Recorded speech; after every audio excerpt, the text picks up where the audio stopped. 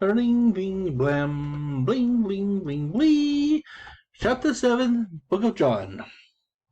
After this, Jesus moved about within Galilee, but did not wish to travel to Judea because the Jews were trying to kill him.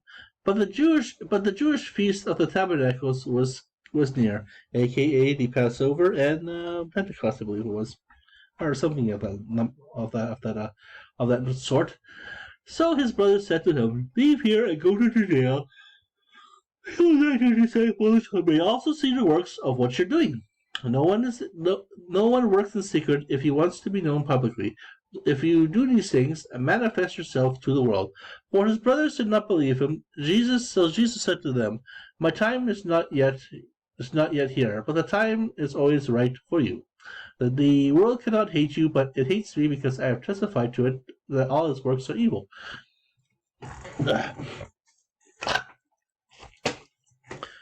So, the world cannot hate you, but it hates me because I testify to it that its works are evil. You go up to the feast. You go up to the feast. I am not going up to the feast because my time has not yet come, not yet been fulfilled. After he said this, he stayed in Galilee. But when his brothers had gone up to the feast, he himself also went up, not openly, but as it were in secret. Okay, what? I don't remember reading that in the other 3 books. Okay, whatever. The Jews were looking for him at the feast and saying, "Where is he?" And there was a considerable murmuring about him through the crowd. Some said, "He is a good man," while others say, "No, on the contrary, he misleads the crowd." Still, no one openly spoke up about him because they were afraid of the Jews. When the feast was already half over, Jesus went up to the temple area and began to teach. The Jews were amazed and said, "How does he know Scripture without having studied?" Jesus answered them and said, "My teaching is not my own, but it is from the one who sent me. Whoever chooses to do his will, shall know. Whoever chooses to do his will shall know whether my teachings is from God or from when I speak on my own. Whoever speaks on his own seeks his own glory. Whoever speaks on his own seeks his own glory, but whoever seeks the glory of the one who sent him is truthful, and there is no wrong in him." No wrong in him. "Did not Moses give you the law? Yet none of you keeps the law. Why are you trying to kill me? Yet none of you keeps the law. So why are you?" They should really put in those connecting supposition words, It'll make it so much easier to read. Did Moses give you the law? Yet none of you actually keeps the law. So why are you trying to kill me? The crowd answered, "You are possessed. Who is trying to kill you?" Jesus answered and said to them, "I performed one work, and all of you are amazed because of it. Jesus gave you circumcision, not that it came from Moses, but rather from the patriarchs, and you circumcise a man on the Sabbath. If a man can receive circumcision on the Sabbath, so that the law of Moses may not be broken, are you angry with me because I made the whole person well on the Sabbath? Stop judging by appearances, but judge justly." So some of the inhabitants of Jerusalem said, Is he not the one they are trying to kill? And look, he is speaking openly, and they are saying nothing to him. Could the authorities have realized that he is the Messiah? But we know where he's from. When the Messiah comes, no one will know where he is. But we know he's from. When the Messiah comes, no one will know where he's from. So Jesus cried out in the temple area as he was teaching, and said, "You know me, and you know where I'm from. Yet I did not come on my own, but the one who sent me, whom you do not know, is true." A.k.a. Yahweh, a.k.a. God. Excuse me. "I know him because I'm from him, and he sent me." So they tried to arrest him, but no one laid a hand upon him, because his hour had not yet come. But many of the crowd began to believe in him and said, and said, "When the Messiah comes, will he perform more signs than his man had come?" Huh? But when the crowd began to believe in him, he said, "When the Messiah comes, he will perform more signs than his man than this man has done." The Pharisees heard the crowd murmuring about to this effect, and the chief priests and Pharisees sent guards to arrest him.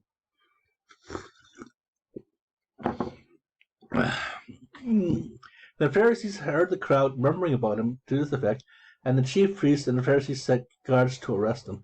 So Jesus said, "I will be with you a little while longer, a year." I'm assuming this is the first Passover. This is year one. I mean, there's two. I'm assuming this is the last 2 years of Jesus. Is he's traveling around, and this is one half of his ministry. And the next year, that's where he goes. That's when all that stuff happens. The final year, a 2 year term, kind of, if you will, kind of, if you can imagine. So that's why I'm thinking. That's what's going through my mind, anyways. I'm trying to mix together the chronological order of the timelines for the other 3 books that I read.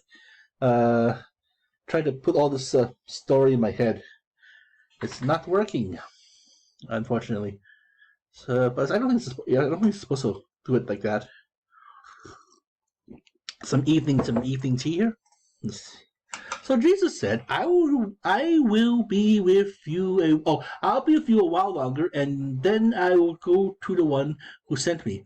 You will look for me, but not find me, and where I am, you cannot come. Heaven.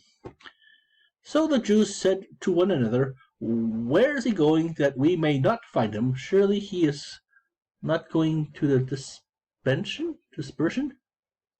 Going to dispersion among the Greeks to teach the Greeks. Is he?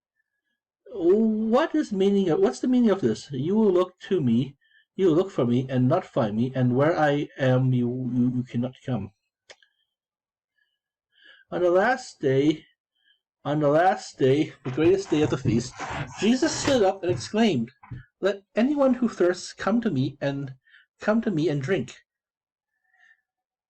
Let anyone who thirsts come to me and drink. Whoever believes in me, as the scriptures say, rivers of living water will flow from within him."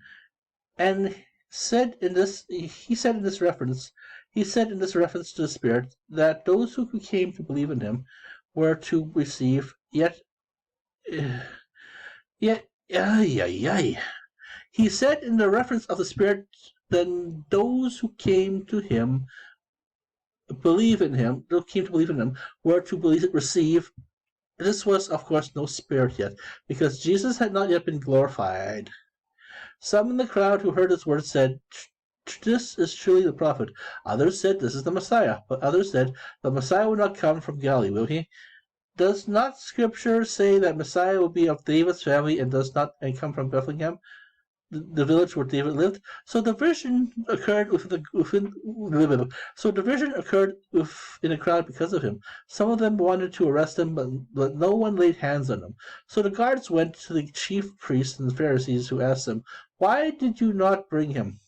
The guards answered, "Never before has anyone spoken like this one." So the Pharisees answered him, "Have you also been deceived? Have any of the authorities of the Pharisees believed in him? But this crowd, which does not know the law, is accursed." Nicodemus, one of the members who had come to him earlier, said to them, "Does our law condemn a person before it first hears them and finds out what he is doing? Does our law condemn a person before it first hears him and finds out what he is doing?" They answered and said to him, "You are not from Galilee also. Are you? Look and see that no prophet arises from Galilee." Then he went to his own house. Then each went to his own house. So this is now chapter. Push this here and push this up. There we go. Chapter 7. We're going now to chapter 8. We'll see people in chapter 8 under our 10-minute mark. Thank you for watching our show. Have yourselves a lovely evening. Chapter... What? What's with this computer tonight?